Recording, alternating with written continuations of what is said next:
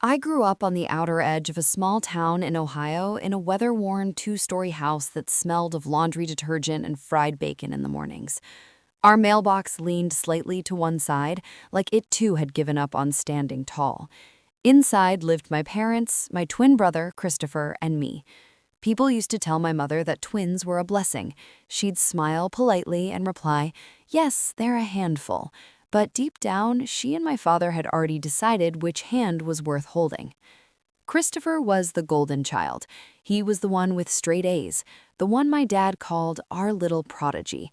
I was the girl who loved to climb trees, dribble a basketball until dusk, and bring home stray kittens. My report cards were good, but never exceptional. My parents spoke about Christopher's science fair ribbons like they were Olympic medals. My soccer trophies collected dust in the back of my closet because Mom didn't want all that clutter on the mantle. On our 14th birthday, the difference between us felt like a canyon. Christopher had a party planned in the living room, balloons, a cake from the nicest bakery in town, every classmate invited. My mother spent days planning it. For me, she said she'd do something small later. That something turned into nothing. My friends, sensing the awkwardness, picked me up and took me for ice cream instead. I still remember the taste of mint chocolate chip that night, the way the cold creaminess dulled the sting of being forgotten. Grandma Dorothy was the only person who seemed to see me. She'd drive in from Columbus once a month, always in her blue Buick with the air freshener shaped like a daisy. She'd bring me peanut butter fudge wrapped in wax paper and slip a $5 bill into my palm like we were co-conspirators. "For something sweet, just for you," she'd whisper. Those visits were oxygen. At home, the rules were ironclad. No friends over, no phones after 8, homework before dinner. Christopher could bend them, stay up late studying, disappear with friends, and my parents turned a blind eye. I learned early that I couldn't. One spring afternoon in sophomore year, I downloaded Snapchat on my cheap Android phone just to keep up with my friends. It felt like a small rebellion, like carving my initials on the underside of the school bleachers. My parents found out within hours. Christopher must have told them. The explosion that followed was like a tornado ripping through our kitchen. My dad's face turned a violent red as he threw my backpack against the wall. My mom yanked the door off my bedroom hinges and declared no privacy until you earn our trust. Standing there, stripped of even a door, I felt like an inmate. Christopher hovered in the doorway, a smirk tugging at the corner of his mouth. He'd learned to weaponize my parents' anger. If he stole a 20 from Dad's wallet, he'd tell them I did it. If something was missing, he'd point at me. They believed him automatically. At school, he started muttering things about me to his friends. I didn't think much of it at first, teenage gossip, but then I noticed the way people's eyes changed when they looked at me. Conversations stopped when I approached, invitations to hangouts evaporated. By autumn, the rumors were bolder, that I was violent, that I hit Christopher at home, that I was jealous of him. He even showed up at school one day with a black eye. I knew he'd done it to himself. His knuckles were scraped. His story didn't add up, but to everyone else, it was proof. Teachers started treating me like a ticking bomb. One morning, my best friend, Mackenzie, wouldn't meet my eyes in the hallway. When I cornered her after math class, she told me what Christopher had been saying. Her voice trembled with pity and disgust. My stomach dropped as she described lies I would never even think of inventing. That night, I confronted Christopher in the kitchen. The overhead light buzzed faintly, casting him in a harsh glow. "Why are you doing this?" I whispered. He didn't answer at first, just stirred his cereal. Then he looked up and said, "You deserve to rot alone." It was like being punched in the chest. I thought about going to my parents, but I already knew the script. They'd believe him, not me. So I stayed quiet and tried to endure. Each day felt like walking a gauntlet of whispers and sideways glances. I sat alone at lunch. I stopped trying out for sports. My world shrank to my room, doorless though it was, and the few hours at Grandma Dorothy's when she could sneak me away. Looking back, the signs were all there, but at 14, you think every storm will blow over. You don't yet realize some storms are moving in to stay. Freshman year had tasted like chlorinated water and cinnamon gum. Pool practices after school, giggling in the girls' locker room, borrowing mascara before homeroom. Sophomore year tasted like pennies. That metallic tang would slide into my mouth every time I caught someone whispering, every time a teacher's eyes landed on my hands as if they were weapons. I kept count at first. 2 kids whispered outside algebra. 3 exchanged looks when I set my lunch tray down. 5, then 9, then too many. The numbers fattened until they were a swarm that stung whenever I moved. The rumor had 1,000 sharp little versions. In the cafeteria, she threw a hairbrush at him. In the band room, she slammed his locker shut on his hand. In the parking lot, she shoved him down the stairs, but he covered for her, 'cause, family. Christopher didn't fan the flames in public. He didn't have to. He floated down the hall with a martyr's small, stoic smile. If someone asked, he'd touch the purple sickle blooming under his eye and say, "It's nothing." That was the hook. "It's nothing" was always the hook. I tried to be louder than the story. I showed up early and stayed late. I volunteered to clean up the science lab. I spoke gently, even when I wanted to scream. I thought if I could be unassailable, the lie would get bored and move on. Coach Mitchell pulled me aside after PE one day. "You okay, kiddo?" he said, knuckles on his hips, sweat darkening the collar of his polo. "I'm fine," I lied.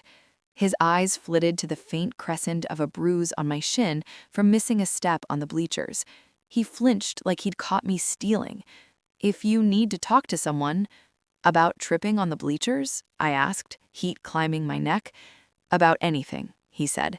And then he let me go because there were 24 other girls waiting to run their mile while someone's playlist chewed through a top 40 hit. By October, the hallways smelled like wet wool and pencil shavings. My best friend from middle school, Mackenzie, had begun to walk a half step ahead of me, like distance itself could absolve her. We were sliding apart the way photograph corners curl in a damp basement, slow, inevitable, impossible to stop once it starts. "I don't want to be mean," she said one morning by the trophy case, "but is any of it true?" She couldn't look at me. The glass behind her reflected a warped version of us. 2 girls, same height, same frizz halo thanks to Ohio humidity, suddenly from different planets. "Mackenzie," I said, trying to keep my voice steady. "It's my twin brother. The worst thing I've ever done to him is eat his last Pop-Tart." She laughed, a hiccup sound, reflexive and guilty. Then she looked at the bruise under Christopher's eye as he and his friends moved past us like a weather front. I could almost see her toggling between the me she used to know and the stories she'd been handed. It was no contest. Stories are flashier. They come with props. That evening, when I pushed open our front door, the smell of sautéed onions slapped me in the face.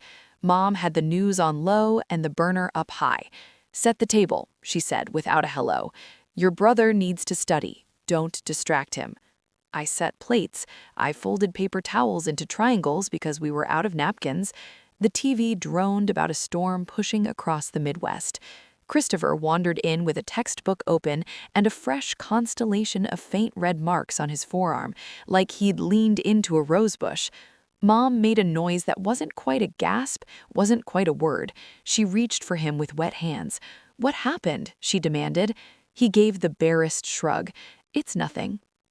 Later, lying in my bed, door gone, room open to the hallway like a storefront display, I stared at the ceiling fan until my eyes hurt. The house settled and creaked, the way old houses do when they pretend they're ships. In the stripe of light from the hall nightlight, dust motes rose and sank like glitter in water.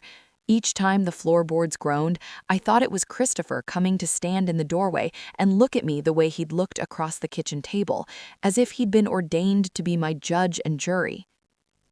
2 days later, the summons came. "Principal Warren wants to see you," Miss Delgado said in English, holding a pink slip like a tiny flag of surrender. Her eyebrows were soft with concern. "He asked for Christopher, too." The walk to the office felt like a mile, even though it was 90 steps. I counted because it helped to pin the world to something measurable. The secretary, Mrs. Fenway, wore her usual blazer with the enamel apple pin. "Go right in," she said. And in the way she wouldn't meet my eyes, I knew that the story had made it to the grown-ups, too. Principal Warren's office had that specific school smell: coffee gone cold, toner, old carpet, and a poster of a bald eagle that had been curling at the corners since the Bush administration. Christopher sat in a leather chair, hands folded, a picture from a pamphlet about promising youth. Mom and Dad were on the couch. Mom clutched a wad of tissues. Dad looked like a statue of a man too angry to blink. "Thank you for coming," Principal Warren said, steepling his fingers. He had the voice people use when they're trying to guide a deer out of a grocery store. "We've had several reports." "Lies," I blurted before he'd finished. He blinked, and I heard how desperate I sounded. "Let's take turns. Christopher, why don't you start by telling us what's been going on at home?" Christopher inhaled delicately, like an actor taking their first breath on stage. "It's been hard," he said and looked down. "I think she gets frustrated." "She?" Dad barked. "You mean your sister?" Christopher's throat bobbed. "My sister," he said. "She gets frustrated sometimes about how our parents—" He let it hang there artfully. "And then she takes it out on me." Mom let out a sound like air escaping a balloon. She reached for him. "My poor boy." "Show him," Dad said. "The eye." Christopher touched the bruise that had faded to jaundiced yellow, an artifact, a souvenir. He rolled up his sleeve and presented the arm, too, with the rosebush scratches that were not, in fact, rosebush scratches. Even from across the office, I could see the linearity of the marks, the way they tracked the particular angle of fingernails you dig into your own skin when the mirror is your accomplice. "May I speak?" I asked, and my voice came out small. "In a moment," Principal Warren said gently. "Christopher, when did this start?" "A while ago," Christopher said. "I didn't want to get her in trouble." "What a good brother," Mom whispered. Something in me snapped a little. It wasn't loud. It didn't break my posture. It was the clean sound a twig makes when you're not watching where you step in the woods. "He's lying," I said. "He's been lying for months." "Christopher doesn't lie," Dad said, like it was a fact printed in a manual. His jaw jutted. He had that look he got when our neighbor's dog barked too long, like inconvenience itself was a personal insult. "Let her speak," Principal Warren said. He gestured at me with an open palm. "Go ahead." I told them everything. The day Mom unhinged my door, the $20 bill I didn't take, the Pop-Tart, the way Christopher's stories had unfurled at school and grown legs of their own, how Mackenzie had asked me if any of it was true and looked at me like I was a foreign language she used to speak. "If you really want proof," I said, hands shaking, "look at the pattern of his bruises. Look at his knuckles." "Look at the timing. They appear after he's been closed in his room for an hour, and then boom, new bruise the next day at school. He's making them. He's hurting himself." Mom gasped like I'd confessed to arson. "Horrible," she whispered, staring at me as if I'd just sprouted horns. "Enough," Dad said, and slapped his knee as if the thigh was a bell. "I will not sit here and listen to my daughter make up medical mystery stories to cover her behavior." "Mr. Warren," I said, pivoting, "if I could just get the adult in the room on my side, the dominoes would fall the other way. Please, I don't want to be dramatic. This isn't true. I haven't laid a hand on him, not once." Principal Warren threaded and unthreaded his fingers. In the dead zone between his words, the wall clock ticked so loudly it sounded like it had migrated inside my skull. "We don't take allegations of bullying lightly," he said finally. "We also don't take false accusations lightly. But there have been multiple reports." "Reports of what?" "People think they saw after he showed them a bruise he gave himself," I said, and my voice cracked on himself. He looked sad in a way that didn't help me. "Given the volume of concern," he said, "and until we have clarity, we're going to issue a 10-day suspension. This is provisional. It's meant to be restorative, not punitive." He used words like a padded room. 10 days? Mom repeated, like saying the number made it more real, like it was an angel's name that would keep our house safe. I felt the room tilt. "You're suspending me for something I didn't do." "We have to think about the safety of all students," he said. "We'll expect you back after the suspension to meet with Miss Finch, our counselor, and with me." Dad stood as if propelled by a spring. "Finally," he said, exploding with a righteous relief that made bile climb my throat. "Finally, someone is taking this seriously." "I'm taking this seriously," I said, but the moment for that sentence had passed. It fell like a penny into a fountain, gone, irretrievable, insufficient. Mom squeezed Christopher's hand. He looked saintly. If anyone had walked by right then and peered into the office window, they would have seen exactly what the story wanted them to see. A brave boy, his tender mother, a firm father, a reluctant authority figure, and me. Jaw tight, eyes bright with tears, fitting too neatly into the silhouette of the villain. They made me hand over my student ID badge as if it were a passport to a country I'd abused. "You can collect it when you return," Mrs. Fenway said at the front desk, and she slid me a copy of the suspension letter with a paperclip the color of rust. In the parking lot, the air had that Ohio in November bite, a clean cold that made the world look like it had been polished. Our car was angled crookedly across 2 spots. Dad always parked like rules were for other people. We all climbed in, no one buckled right away. The silence had a mass. "You've embarrassed this family," Dad said as he cranked the engine. "You've embarrassed your brother. You've embarrassed your mother." "Embarrassed?" I asked. The word felt thin, wrong-sized. "I've been walking down that hallway alone for months." "Good," he said, shifting into reverse. "Gives you time to think." Mom sniffled. She dabbed the corner of her eye, even though she hadn't cried. "We tried to raise you right." The ride home was 15 minutes long and an hour deep. Fields slid by, stubbled with cornstalks that looked like rows of broken pencils. The sky had that low pewter lid that made you feel like your thoughts were echoing. Christopher sat behind Dad and watched my reflection in the windshield as if he were measuring me for something. We pulled into the driveway, our leaning mailbox like a drunk sentry, and the garage door groaned up. Dad didn't even cut the engine before he was out of the car, moving toward the house like a storm cloud walking on legs. I stayed buckled. Mom unsnapped her seatbelt and twisted to face me. "You're going to apologize. You're going to mean it." "To whom?" My voice came out. "To the rumor." "To your brother," she said. "To us, to Mr. Warren, to whomever it takes to make this right." The house felt colder than outside. Dad headed straight to my room, and for a weird weightless second, I thought he was going to put my door back on its hinges, like the past hour had knocked some sense into him.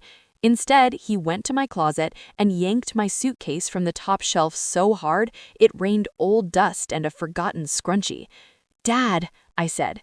But he was already unzipping, already reaching for the stack of jeans, the shirts I'd folded 3 days before when Mom had barked that I was letting my drawers get sloppy. "Pack," he said. He didn't look at me. "You're going to your grandmother's for a while." "A while?" I echoed. He jammed socks into the suitcase like he was stuffing a mouth. "As long as it takes." Christopher leaned in the doorway the way he had the night I confronted him in the kitchen, only now he had an audience. He lifted an eyebrow like a curtain. "She'll like that," he said. "She can have all the privacy she wants." He smirked toward the hinge scars on my wall. "Guess she's not used to doors." "Christopher!" Mom snapped at him, which might have been the kindest thing she did for me that day. He sauntered away, not out of obedience, but boredom. He had other scenes to star in. "Please," I said, because I didn't know what else to say. It's a small word that feels like a raft. It never looks dignified. "Please listen to me." Dad stopped packing long enough to look up. His eyes were the same shade as mine, muddy hazel, but there was none of me in them. "You're not the victim here," he said. "Your brother is." I could feel something inside me trying to calcify, trying to build coral out of all this salt water. I thought of Grandma Dorothy's hands, the way her knuckles had grown like knots on a tree, the way she patted the passenger seatbelt whenever I got in her Buick. "For something sweet, just for you," she always said when she slipped me a little cash. It occurred to me that the sweetest thing in the world right now might be a room with a door. Dad zipped the suitcase, the teeth meshed like a zipper on a new skin I hadn't asked to wear. He set it in the foyer with a thump that reverberated up into my ribs. "Call your grandmother," he said to Mom. "Tell her to come get her." Her, not me, not his daughter. Her. Mom reached for the phone, then paused and looked at me. For a heartbeat, I saw a crack somewhere back in her. A snapshot of the days she'd dressed us alike in matching overalls and taken a picture on the porch steps, one kid on each thigh, each of us with a fist full of Cheerios. Then the crack sealed itself. She dialed. While we waited, I sat on the bottom stair with my arms wrapped around my middle, like my body was suddenly a package that had to be kept intact. The clock over the fireplace clicked like it had earlier, relentless and smug. Outside, a crow hopped along the fence and said something crude to the cold air. When Grandma Dorothy's Buick slid into the driveway, I stood so fast my knee cracked. She came up the walk with her purse tucked under her arm like a shield. She was not tall, but she had the presence of something taller. An oak, maybe, or a memory of one. "What's this?" she asked, without looking at me. Eyes on my father. Years of Ohio politeness put a varnish on her voice, but underneath I could hear steel. "We need a reset," Dad said. "Some consequences. She can stay with you for the suspension." Grandma's gaze flicked to my face, saw the saline glitter, the chapped lower lip I'd been worrying with my teeth, and then back to Dad. She took a breath so slow it looked like a meditation. "No," she said softly, and then louder. "No, what you need is to stop doing harm." Mom's hand fluttered. "Mother, don't mother me," Grandma said, eyes never leaving Dad's. "Get her coat." No one moved. The house seemed to listen. "Now," Grandma said, and I watched the improbable happen. My father walked to the closet and took down my coat. He handed it to me like it was evidence that might burn him.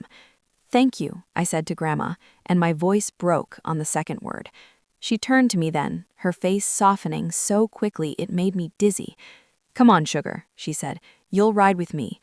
I threaded my arms into sleeves and felt the familiar weight of winter on my shoulders.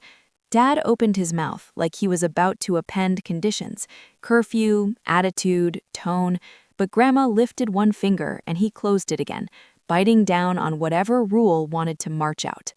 We stepped into the cold. The air bit my cheeks, and for a second, the bite felt better than anything inside. As I crossed the threshold, Christopher appeared at the top of the stairs like a figure on a balcony at the end of Act 1. He looked down at me and smiled with all his teeth. Grandma didn't look back. She clicked the Buick's key fob, and the car gave its little obedient chirp. "Seatbelt," she said as I slid in. She patted the strap, the ritual as steady as breath. I buckled, and the belt snicked across my chest like a promise. She circled the car and got in on her side. For a moment, we just sat there, windows fogging with our breath, the shape of the house wobbly through the glass. "You're not alone," she said. I tried to answer, but the words were too big. They knocked around in my throat, looking for exits.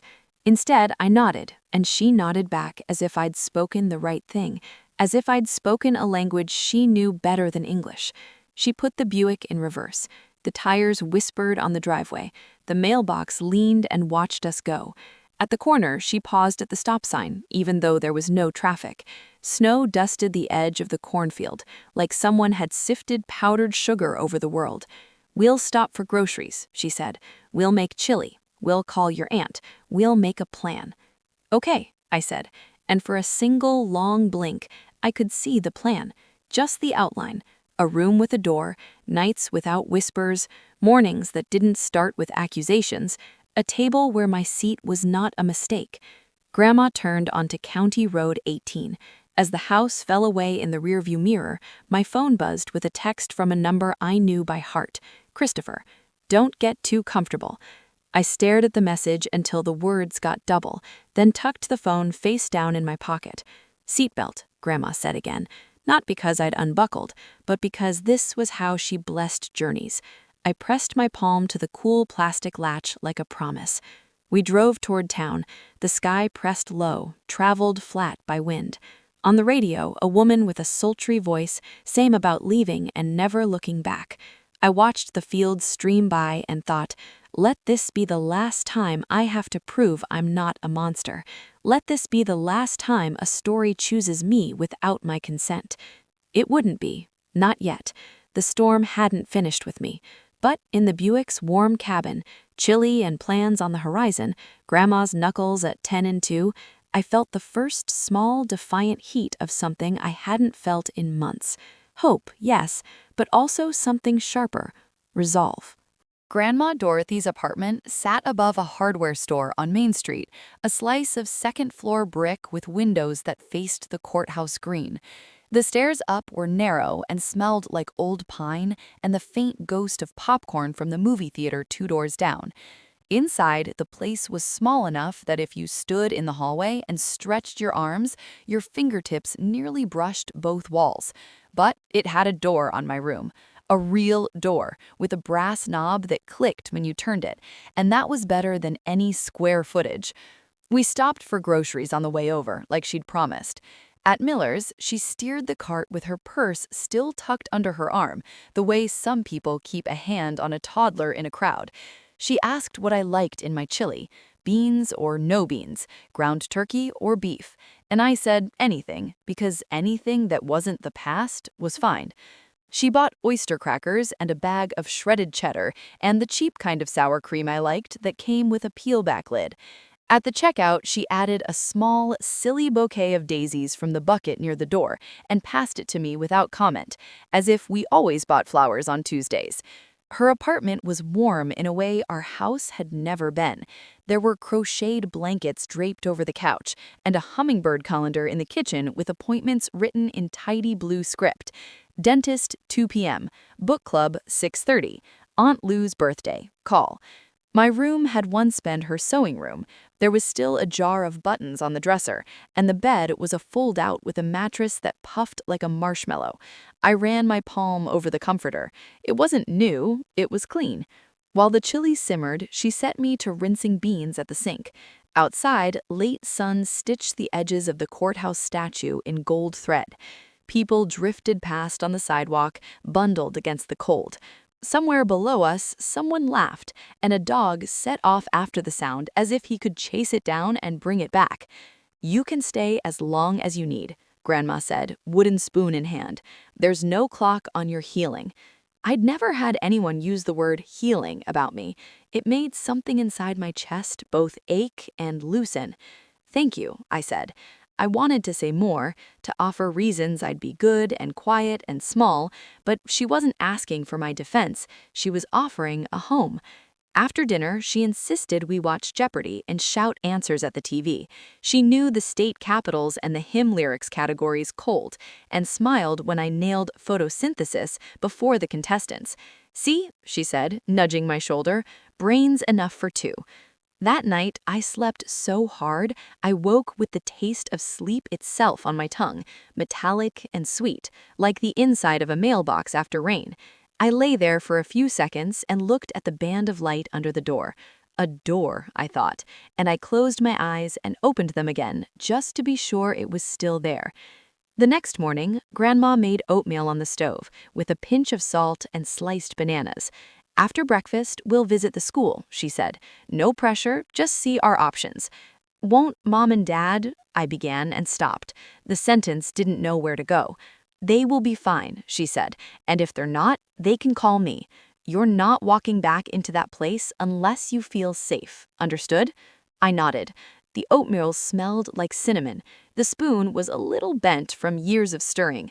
I thought of the spoons at home, nested perfectly, all stamped with the same year from the same department store registry.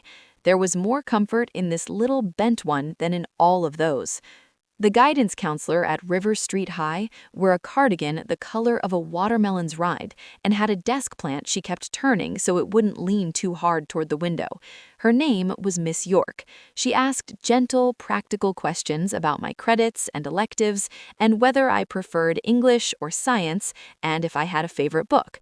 When I couldn't answer the last one, my throat filling with the sudden, stupid panic that maybe I didn't have favorites anymore, she smiled and said, "That just means we get to go exploring." By the time we left, I had a schedule printed on green paper and a student ID badge on a lanyard with the Riverhawk logo. Miss York had given me 3 bathroom passes, a map that made the school look like a friendly spaceship, and the names of 2 girls she thought might be kind. Look for a tall one with a high ponytail. She's Jamila. She's a peach. And Laurel sits near the front in English and draws constellations in the margins of her notes. If you need anything, you come find me. I held the map on my lap in the Buick and traced my finger from the main entrance to the library. The line was crooked. It didn't matter. Crooked still gets you there.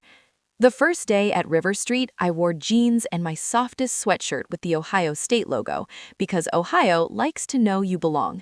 I arrived early and stood in the hallway pretending to study the trophy case so I wouldn't look like a person who didn't know where to stand. The glass held teams from years I hadn't been alive yet. Mullets and scrunch socks, girls with bangs sprayed into architecture. I could see my face doubled on the glass. I wasn't sure which reflection to believe. New, a voice said. I turned, and a girl with a ponytail that could have qualified as a weapon smiled at me. I'm Jamila, she said. Miss York told me to watch for you. You're here. She said the last words like a little hooray. I'm here, I said, surprised at how much those two words steadied me. Come on, Jamila said. English is this way. In English, Miss Patel had arranged the desks in a U, so we had to look at each other when we spoke. There were posters on the walls, one with a stack of books shaped like a city skyline, one with a quote from Audre Lorde, "When I dared to be powerful." What's your name? Miss Patel asked. She said it like she was asking what song I had stuck in my head. I told her, and she said, welcome. We're finishing To Kill a Mockingbird, but don't panic. You'll add your voice. Laurel, she nodded at a girl near the front with curls and a pencil tucked above her ear. Can you share your notes? Laurel slid a spiral notebook toward me, the margins full of galaxies. Later, during silent reading, she whispered, I draw stars when I don't know how to say what I'm thinking. She smiled at her page. Sometimes constellations can say it better. At lunch, Jamila waved me over to a table near the windows, where the light fell low and made everyone look a little holy. She introduced me to a boy who could solve a Rubik's Cube in under a minute, and a girl who carried hot sauce in her backpack. We traded chip bags and stories. When the bell rang, Jamila said, meet you by the doors after last period. We walk the same way. I kept waiting for the rumor to catch me like a burr. It didn't, at least not that day or the next. There were stares, new faces always draw them, but they were curious, not cutting. In the library, the librarian stamped due dates with an enthusiasm that made the ink look darker. Do you like poetry? She asked, and handed me a slim book by Mary Oliver without waiting for an answer. Take this home. At night, back in the apartment, Grandma and I found a rhythm. She played old records while she cooked. Patsy Cline, Billie Holiday, a gospel quartet whose harmonies folded into each other like bread dough. I did homework at the little kitchen table with the hummingbird calendar and the jar of buttons and the good light. When it snowed, we stood at the window with our mugs and watched the courthouse green turn from brown to white. The world muffled itself. For once, I welcomed the quiet. On Saturdays, we did laundry together in the basement of the building, the machines chugging like friendly engines. She told me stories about raising my mom, how they'd used cloth diapers because money was tight, how my mother had once run away to the tree in the front yard and announced she was never coming down, how she'd always been so careful with her hair. I don't know where that careful went, Grandma said, sorting socks. Some people misplace it. On Sundays, if it wasn't too bitter outside, we walked to the little park behind the library and counted dogs. She knew many by name. That's Benny, he begs. That one is Margot. She pretends not to see you unless you have treats. We never stayed long. The cold worked its way through our coats and nipped at our wrists where mittens ended and sleeves began. But the walking mattered. You can march sorrow out of your body that way, one stride at a time. Sometimes the past snuck in anyway. I'd be studying and a scent would blot the room. Dad's aftershave, Christopher's shampoo, and my pulse would bang like someone knocking from the inside of my throat. I learned to breathe through it, to look at the door and remind myself it would open only when I wanted it to. If the panic still crested, I'd pad into the living room and find Grandma knitting with the TV on low. Bad wave? She'd ask, fingers still moving. Bad wave, I'd say. She'd pat the cushion beside her. Write it out, sugar. I got a part-time job shelving books at the library after Miss York mentioned they were hiring. The pay was minimum wage and 2 blissful hours of quiet. I learned the Dewey Decimals by feel, the way you learn the height of a curb on your own street.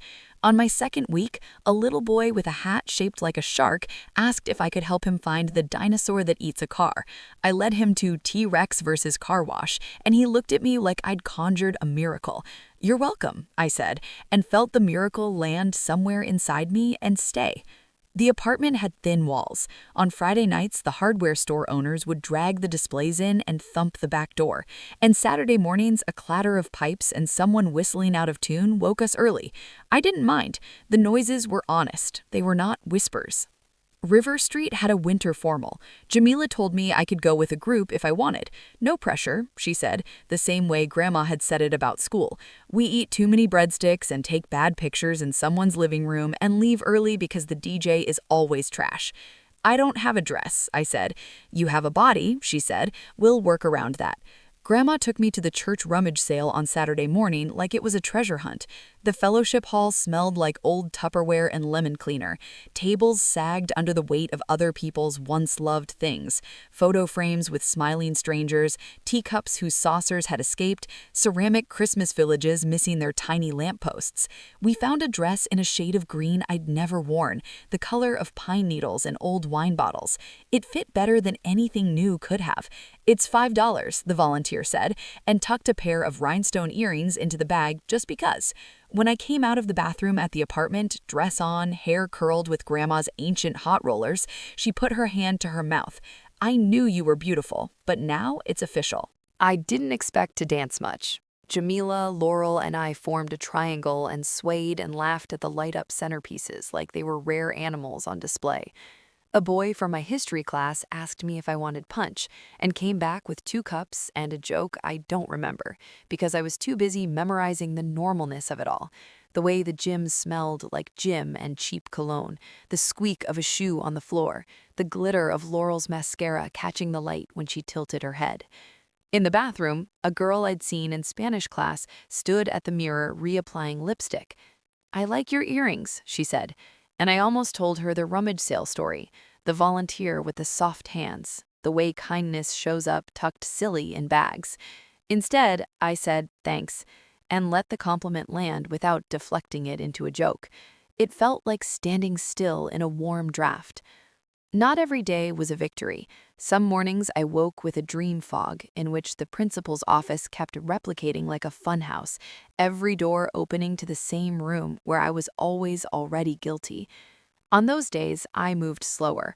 I told myself that slower is not the same as stopped. I learned to bring little things back with me from the good days and tuck them in my pockets like talismans, the weight of the library stamp in my hand, the taste of Grandma's chili heavy with cumin, Jamila's ponytail flashing like a metronome in the hall, Laurel's galaxies in the margins marching off the page. A week after the winter formal, I was shelving returns when my phone buzzed with a text from an unknown number. The bubble sat there, pale and waiting. I pinched the bridge of my nose. There are things that feel like choices and things that don't. I opened it. "Mom, your grandmother says you're doing okay. We want to talk." I stared at the rectangle of words until the letters started to float. The librarian cleared her throat from the desk, and I realized I'd been standing with a book suspended between the A's and the B's for too long. I slipped it onto the shelf and went out to the stairs where the stairwell light hummed and the brick held a steady, silent line. I typed and erased, typed and erased. Finally, I wrote, "I'm safe with Grandma. I'll let you know when I'm ready." I didn't hit send. I put the phone back in my pocket and walked the rest of the way to the bottom shelf, knelt and slid a book into place. The bottom shelves are the most humble and the most satisfying. They are where people rarely look, which makes them perfect. When my shift ended, Grandma was waiting in the Buick, hands at 10 and 2, even in the parking lot. There was a paper bag on the back seat with a loaf of bread peeking out. "Chicken noodle tonight," she said. I felt like soup. I told her about the text, about how my thumb hovered over send like a helicopter that didn't know where to land. She listened, and when I finished, she nodded slow and sure. "Control," she said, turning the word over like a coin. This is you having some." I sent the message after dinner, when the soup bowls were stacked in the sink and the apartment smelled like thyme. My phone pinged almost immediately. "Mom, we love you." I didn't have an answer for that. Love is a word that gets borrowed a lot and returned damaged. I set the phone face down and pulled my homework toward me. On the corner of my English notebook, I drew a little constellation where there wasn't one, a cluster of dots I connected just because I could. In March, ice melted off the sidewalks and Main Street puddled into mirrors. Grandma and I started leaving the window cracked during the day to let the apartment exhale. I learned where the downtown pigeons spent the night and which shop owners put out bowls of water for dogs. The world made a little more sense because the rules were small and knowable. Once, at the grocery store, I turned a corner and nearly collided with Miss Delgado from my old school. She reached for my elbow in that reflex everyone has when there's almost a crash. For a second, we just looked at each other over a stack of canned tomatoes. "Hi," she said finally. She looked tired in the way teachers look in March. "How are you, kiddo?" "Okay," I said, and meant it. "I heard things were rough," she said. "I'm sorry." I could have told her everything. I could have laid the bruise pattern logic at her feet like a forensic report. Instead, I said, "I like my new English teacher." She smiled. "Good," she said. "Read everything, even the stuff that bores you." At the checkout, the cashier tucked a piece of candy in Grandma's bag with a wink. "For something sweet, just for you," he said to me. And I nearly laughed because the world was saying our line back to us. Spring break came, and with it a week of no homework and longer afternoons. Grandma taught me how to plant herbs in old coffee cans on the fire escape. Basil, mint, a stubborn little rosemary that took its time. We had to carry watering cans through the kitchen and pretend not to drip on the linoleum. The first day the mint opened its new leaves, the whole corner of the kitchen smelled green and clean. "Put a sprig in your tea," Grandma said. Healing.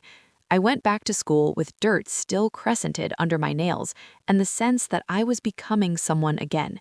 Not the girl I was before, she'd always been squinting into someone else's light, but a person who could root and grow in a narrow space and still be beautiful. Of course, life isn't a neat braid. Some strands stay loose. On the last day of April, Jamila stood in front of my locker with her ponytail down, which meant she was serious. "I have to tell you something," she said. "I didn't want to be the person who brings bad news, but—" I stepped closer. The hallway smelled like pencil shavings and hand soap. "What is it?" "Christopher," she said quietly, and the name landed in my stomach like a stone. "He messaged someone I know from my church youth group. He's been asking about you, about where you live, asking if you're—" She made a face. "It doesn't matter what he asked. It's gross." The old panic rose fast, fast and familiar. I pressed my palm flat against the cool locker door like it was a wall I could lean on. "Okay," I said. I felt like I was speaking through a snorkel. "Thank you for telling me." "We can talk to Miss York," she said, "or Miss Patel, or my mom, or all of them." I swallowed hard.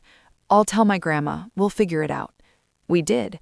We called Grandma from the library's landline like spies.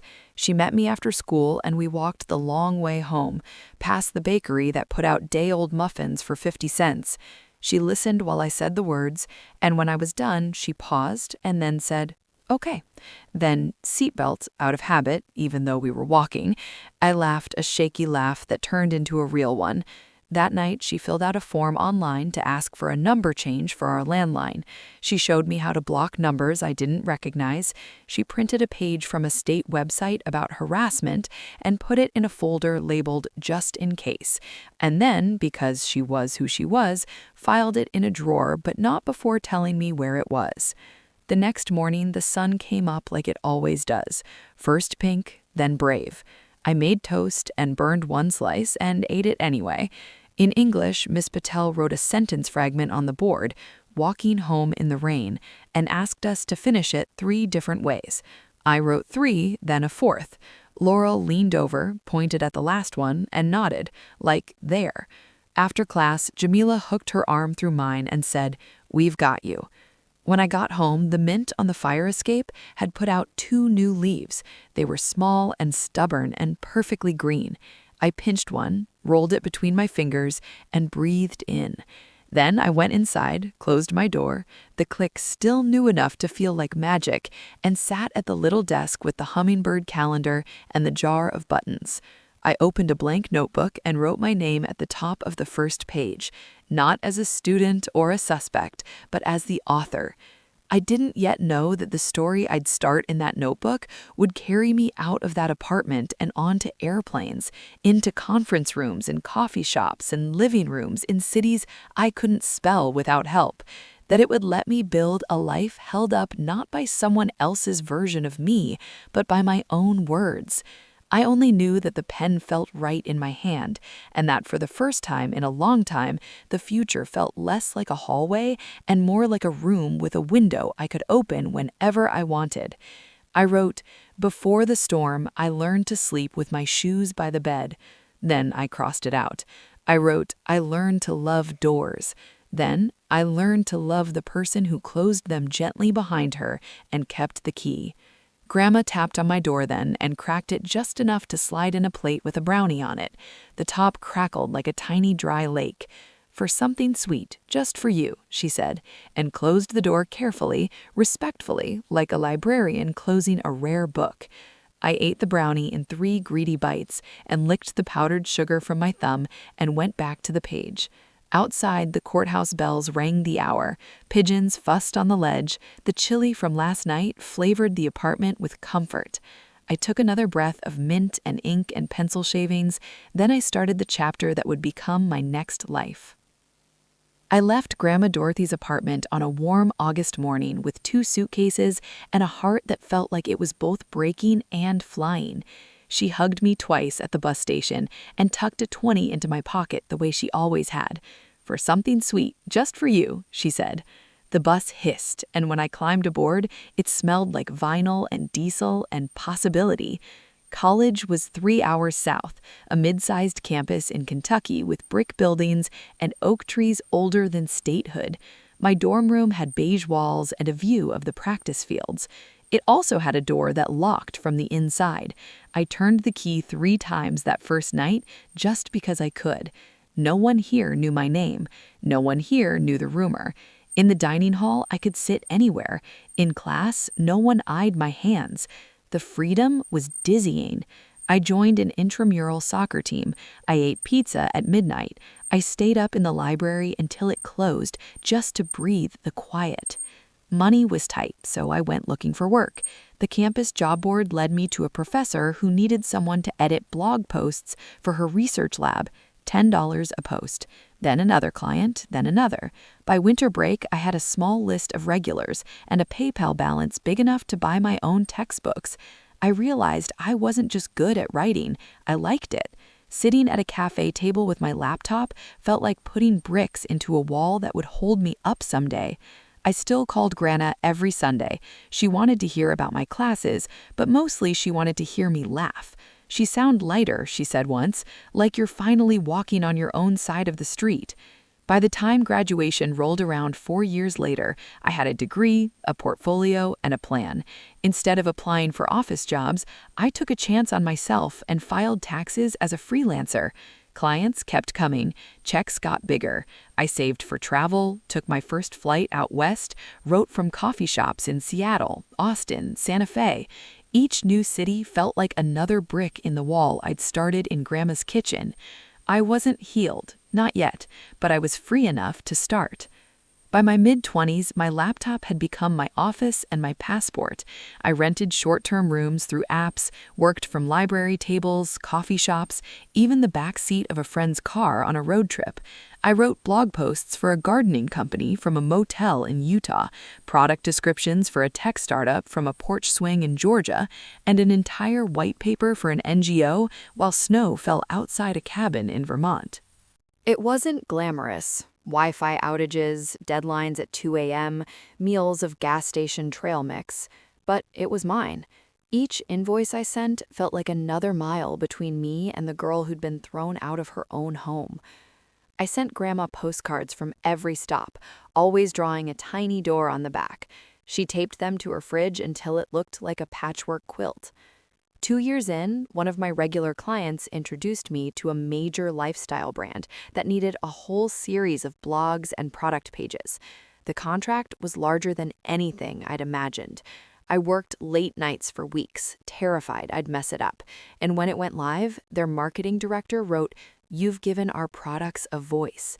I posted a screenshot of the review on Instagram as a quiet celebration. That screenshot changed everything. Other brands reached out, writers reposted my story, a local business podcast invited me to speak about freelancing. Then my old college contacted me and asked if I'd come give a seminar on building a writing career. Standing at the front of that classroom, looking at students leaning forward with notebooks open, I felt a strange click inside, as if the loop had closed and the hallway of my past had turned into a room of my own making. By the time I returned to Grandma's for the weekend, she had taped the seminar flyer to her hummingbird calendar. "You're in print," she said, tapping it with her finger. "You're being seen." I wasn't rich yet, but I was steady, respected, and most important, untethered. Each gig, each talk, each plane ticket was another proof that I could build something no rumor could tear down. The week after my seminar at the college was a blur of work and travel. I spent 2 nights in a hotel room in Chicago with a view of the river that looked like green glass, writing copy for a skincare brand during the day and answering student emails about freelancing at night. My Instagram following had doubled after the seminar video was reposted by a big writing account. Even my old English teacher from River Street had messaged me, "So proud of you." I got back to Grandma's apartment late on a Thursday. She'd left a plate of meatloaf and a note on the counter in her careful script. "Warm this up. Don't forget salad. Proud of you." I heated the meatloaf, poured myself iced tea, and scrolled my phone. 6 missed calls from Mom. I stared at the screen as if it belonged to someone else. The contact photo was a blurry, years-old snapshot from when we'd gone apple picking as kids, Christopher and me in flannel, Mom squinting in the sun. I hadn't seen her name flash across my phone in over a decade. My thumb hovered over call back so long the screen went dark. I paced the kitchen. The apartment was quiet except for the hum of the refrigerator. My heart did a strange thing, faster but also hollow. I thought of all the times I'd waited for her call when I was at Grandma's at 14, suspended and bewildered, thinking surely any minute she'd ring and say, "Come home, sweetheart, it was all a mistake." She never had, and now she was calling. I called back. She picked up on the first ring. "Honey," she said, brightly. And in that one word, I heard every holiday commercial ever made, every forced smile over a family dinner, every time she'd said my name like a chore. "Is everything okay?" I asked. "Oh yes, everything's fine." Her voice dipped as if she were about to cry but didn't. "We saw you on TV." I blinked. "You what?" "That little interview you did on Channel 9 about writing careers. You looked so polished." She laughed, high and nervous. "Your father and I watched it together." I heard a chair scrape, a man's throat clear. "We're proud of you," Dad said stiffly, like a teacher reading off a card. "You've done well for yourself." I stood by the window, meatloaf forgotten, staring at the streetlights making halos on the pavement. "Thanks," I said, my voice flat. They asked about my work. I answered in short, factual bursts. Clients, travel, the seminar. It was like small talk at a wedding with someone you don't want to see again. Then Dad asked, too casually, "So, how much are you earning these days?" "Excuse me?" "Well," he said, chuckling in a way that wasn't funny, "we're family. You don't have to be shy." "I'm not shy. It's none of your business." There was a pause, then Mom's voice, softer, coaxing. "We're retired now, honey. The house needs renovations. The roof leaks. We've been trying to save, but—" She trailed off, waiting. I didn't answer. "You've been so successful," she tried again. "Your success gives us hope. We thought maybe you could help us out, just a little." Dad jumped in, firmer. "After all, we're family. You should share some of your good fortune." I walked into the living room, phone to my ear, and stared at the wall of postcards and little doors. My reflection in the dark TV screen looked calm, but my heart was hammering. You haven't spoken to me in years. You threw me out. You believed lies about me. And now you're calling because you need money? You're being ungrateful, Mom snapped, the brightness gone from her voice. We raised you. No, I said quietly. Grandma raised me. Silence.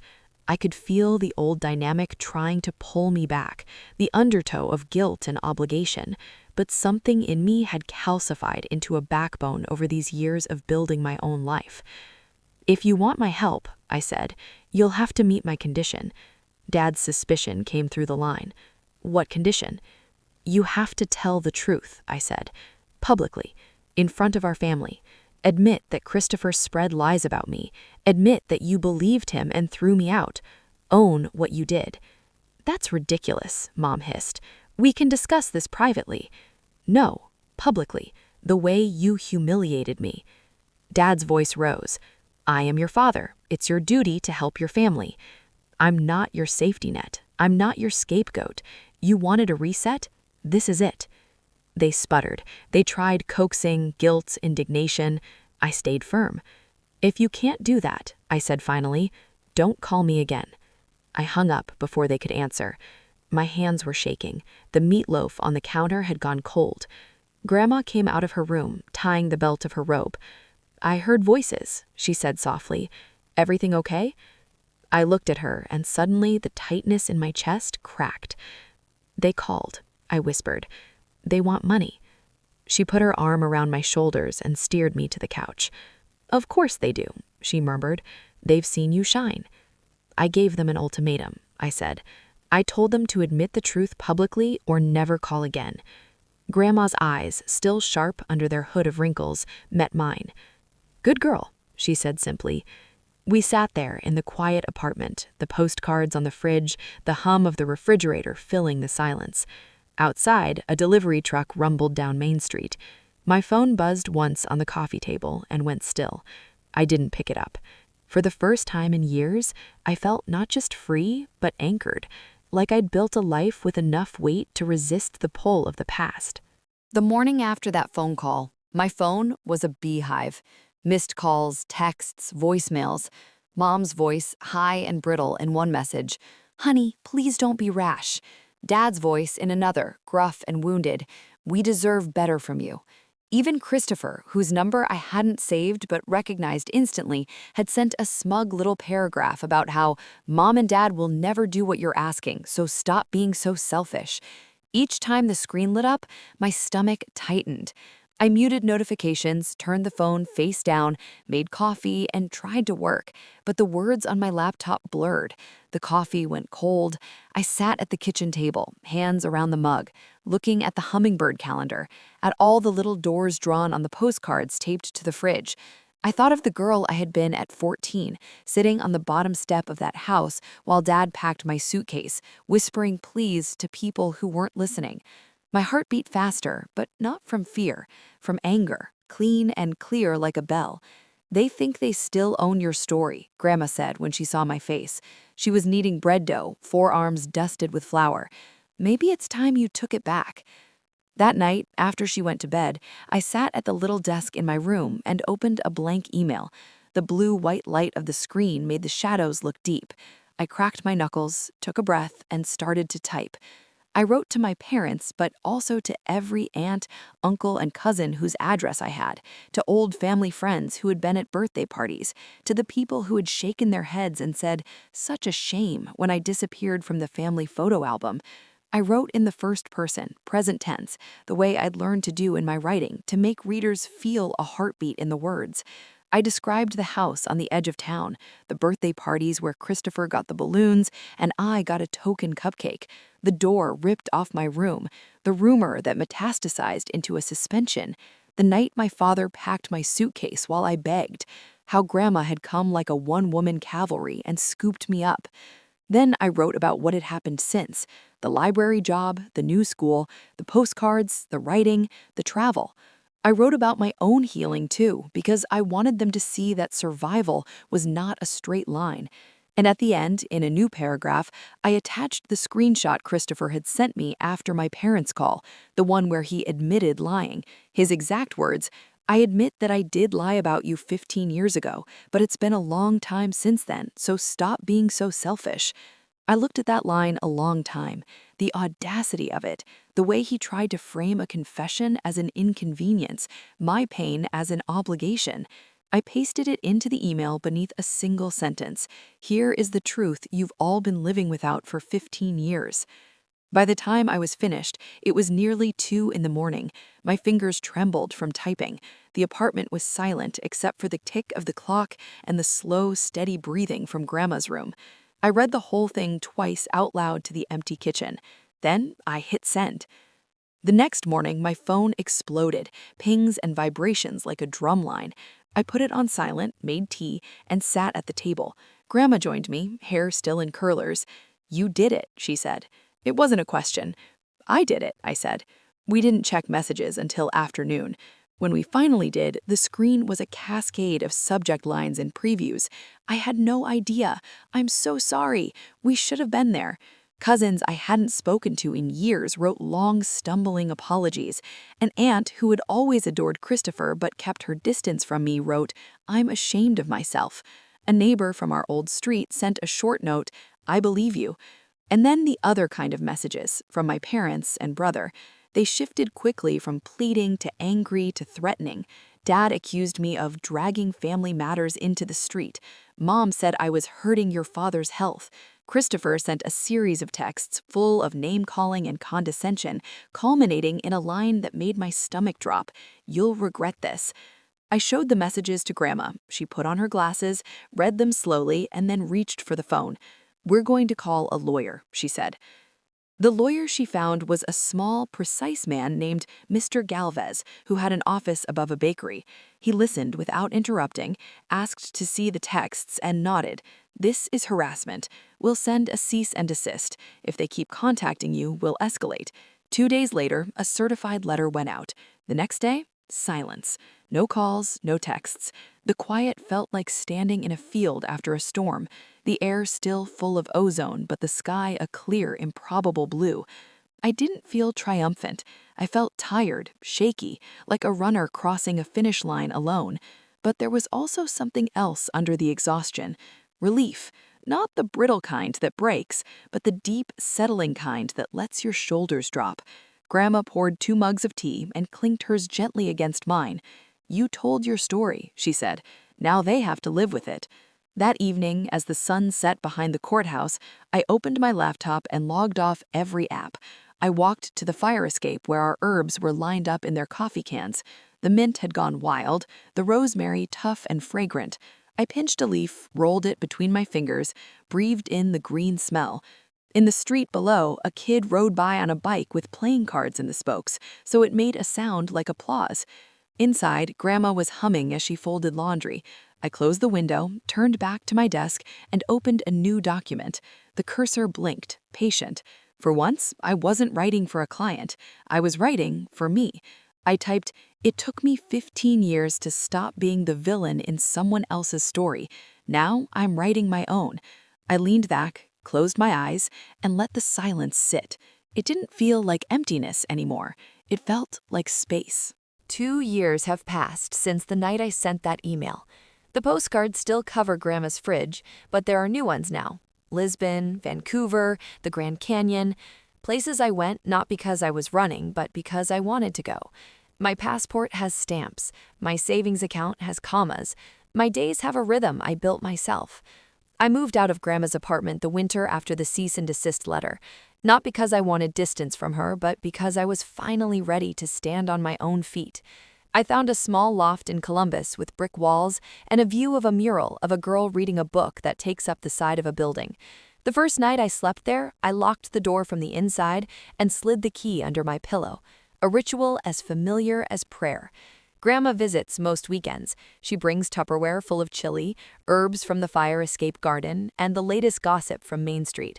We drink tea at my little kitchen table, the sunlight falling across our mugs, and she smiles every time she sees my name printed on a byline. "You're doing it," she says, shaking her head. "You really did it." I go to therapy now. Every Wednesday at 3 p.m., I sit on a soft gray couch and talk about things I used to hide. the way panic still flickers under my skin when the phone rings, the anger that sometimes surprises me, the parts of me that still believe I have to earn my place at the table. My therapist, a woman with kind eyes and a dry sense of humor, teaches me how to breathe through it. You survived, she says. Now you get to live. Living looks like mornings spent running by the river, afternoons writing for clients I choose, evenings reading books I never had time for in school. It looks like saying no without flinching. It looks like turning down projects that don't align with my values and raising my rates without apology. It looks like taking Grandma on a trip to New Orleans for her birthday and watching her dance to a jazz band on Frenchmen Street. My parents never met my condition. They didn't apologize publicly. They sent a few guarded emails at first. Let's put the past behind us. But when I didn't respond, the messages stopped. Christopher married and moved to another state. I don't follow their lives. I don't need to.